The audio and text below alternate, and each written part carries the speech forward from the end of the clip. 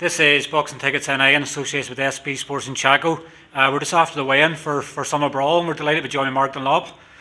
Well, Mark, you're probably a bit less stressed than what I'd normally say. Your shows, I guess, the extra help with Ian paying dividends already. Yes, 100%, Steve. Ian's come on board and taken half the show. So with half the show is half the stress. So yeah, I've actually enjoyed this whole build-up, everything. He's been, as this keeps going back, he's been a breath of fresh air, and I'm happy to work with him again. And he's working hard for his fighters down there, and yeah, I'm delighted. Yeah, I would probably say this is your third show of 2022. Yeah. Probably the biggest show yet. Obviously, it's only a six fight card as well, Yeah. and what a main event you have. Obviously, Graham McCormick and Dominic Donegan, 3 years in the making, and it left the magic man to get the deal done. Yeah, well, I think it's going to be a real good, intriguing contest. My opinion of it has swayed back and forward, but when I seen the two on the scales today, I did think Donegan was looking the better. He had done the weight better. This is boxing. Anything can happen. But as I say, I'm just genuinely interested in the contest. I have no managerial or contract obligations with any of the two lads, so it's good to sit back and let Ian have his night, and may the best man win. They're two lovely fellas. I guess obviously in some ways, obviously your new signing, Owen O'Neill, was supposed to be obviously fighting Dominic Donegan towards the end of last year, Yeah. obviously in November, but it was too short notice to get made, and then it was a plan. And obviously now this fight came out of nowhere. I guess when two lads want to fight, it's probably easy for you as a promoter to get it done. It is. Well, no, as far as Owen O'Neill is concerned, I think they're different weight divisions, but let's see how Owen goes on Saturday night. He's having his first 6-rounder. I'd like to see him pacing himself, and getting the experience in, because as I say, 8 rounds is a different world, never mind 6. So it'll be interesting to see how Donegan goes at the 8, and it'll also be interesting to see how Owen goes at the 6. I think Owen could maybe do welterweight advancing, but as I say, he's bringing his weight down slowly, and maybe see where he's at 11 stone. And obviously it seems to be every card you're having different faces on as well. Obviously you're having Jimmy Morrissey on for the first time, Yes. Cian Doyle, and obviously the debut of Danny O'Sullivan. Yeah. You're probably doing wonders. Probably people don't realise sometimes that you're giving fighters an opportunity. Different faces in different shows means that people aren't seeing the same faces at every show. Yeah. Is there sort of a pride thing obviously there, knowing that you're giving guys an opportunity? No, if you look back on everybody's record in BoxRec, I think bar Carl Frampton, I don't think anybody hasn't really fought in my shows. I've always been one to show no egotistical issues. I'll put any fighter on who works hard, and I don't care what stable they're from. I'm a boxing fan first and foremost, as I've always said. So yeah, if it works for me and works for them, then I'm happy to give kids an opportunity, and their promoters and their managers. As long as it causes me no grief or doesn't cost me anything, I'm happy to give the kids a run out. Obviously, when he's speaking to Seamus Devlin, obviously he's on the verge of obviously breaking a world record. I think he said it was 35 fights in a year. Yeah. Obviously, it's something special as well. Knowing he could be part of a Guinness Book of World Records as well. And Seamus seems to be a good lad. He's obviously Irish roots originally.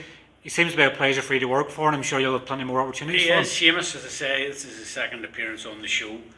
I like his manager, Curtis. He's a good guy. Seamus has come over on his own. Actually brought his wife with him because his coach couldn't do it. He couldn't be in 2 places at once. But he's always well looked after, and he comes and he gives it everything. So you're going to get an entertaining fight.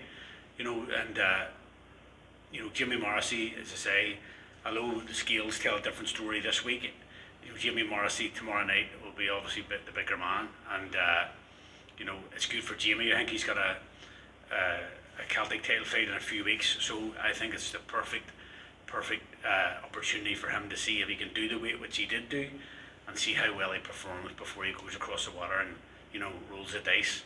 As I say, and Seamus, will give him the rounds that he will need for that. It seems to be it's mixed and all. Obviously you have a domestic dust up. You obviously Jimmy Morrissey preparing for a fight, Owen O'Neill's first fight under yourself, a debut, and obviously then keep busy sort of fights for Cian Doyle as well. And I guess you're mixing with other stables as well. Obviously ABC management's obviously involved, and obviously Ian Gorkin involved. Seems to be the new way of boxing now. Well, it's always been that way. I've always been from day one. I've always used, as I said, they've used different stables to do shows, and it's the only way forward. And every promoter, whether they're small or large, they all use different stables for different shows, because you can't put all your eggs in one basket week in, week out, and I can't have all my lads on every time I'm doing a show, because well, one, I'm not giving other kids an opportunity, but two, you're asking people to come out all the time, although the lads need to be active. So yeah, as far as Butch and Cian Doyle, it was a pleasure to have them on. They've caused me no grief. That's a good fight for Cian. He's had 2 fights at the minute, 2-0, isn't he? And this is definitely low. This kid's undefeated. The kid's coming to win. The kid hasn't won yet. He's coming to have a go himself. He's not in journeyman mode yet. He's coming to win, which is exactly what Cian will need if he wants to progress on, because without these opportunities and fights where they're what I call real fights, you're never going to learn anything. Obviously, when I touch on, I'm actually surprised there's still a few tickets left. Obviously, there's a few 50s and a few 70s remaining. There's a handful that the boys have brought back from Dublin there. There's a few 70s left and a few 50s left, and they'll be available on the door, so they will. I think young Colm, who's in a good fight as well. Colm, I think he was actually asking me for more there, so there's a few more. I think there will be a handful left on the door, but yeah, Colm's in a real good fight as well. You've seen that kid was in is that Willow Hayden last week, and the kids came in a wee bit heavier there, but again, Colm, I just want to see how he's performing at featherweight, because he will eventually go into super feather, but at this stage of the game, he's doing featherweight no problem. So as I say, the guy gave Willow Hayden a real good test, and he gave Eric Donovan a good test, so I'm expecting him to give Colm a good test, and as I say, I believe in Colm. I think this kid's going to go all the way, so it'll be interesting to see how he handles a guy coming to win. Finally, obviously, when I touch on, obviously, you're probably your longest serving fighter, obviously James Tennyson, obviously retired last week. Yes. It probably nearly feels like a part he's missing now. Obviously, you've so many memories with James, and I always called him the belt collector, because obviously it's so many belts. Yeah. Obviously, there's so many special memories you sort of have with him. I guess he's getting out of the sport young with his health intact and everything else, but you nearly feel like somebody's missing sort of aside now. To be honest with you, I wanted James at the time when I signed him. He was 18. I want him to wrap it, I said, try and get you out of this game by 25 with a good career. But he just kept progressing and progressing. Then he was in a fight that he should have won, and if it had happened 10 times out of 10, he would have won that title. And maybe we're wouldn't be telling a different story. But as history will tell, he didn't win, and the time out that he's had with his family, and he's to say, his career, he's got a good career there now. Because boxing doesn't last forever, and he just had to weigh up, what he's earning and what he's earning in fights and all. And he just says, no, I'm just going to enjoy my time with family, and he's helping out. As I say, up in the MHD gym, he does bits up there with some of the lads, and he will take a role in the promotion side of things.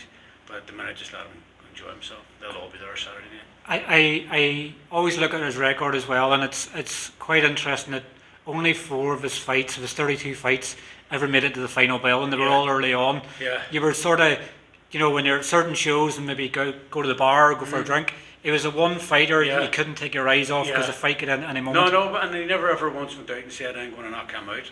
And, they just came, he was just a real natural puncher, and it was exciting to watch. And it's only whenever you're gone, as the saying says, that you realise how actually popular you were. I mean, like, to say, but if the fire's going in the belly, he's not in it for the money, he was in it for the glory. He's done well out of a house and that. He has got a big chest of trophies on it.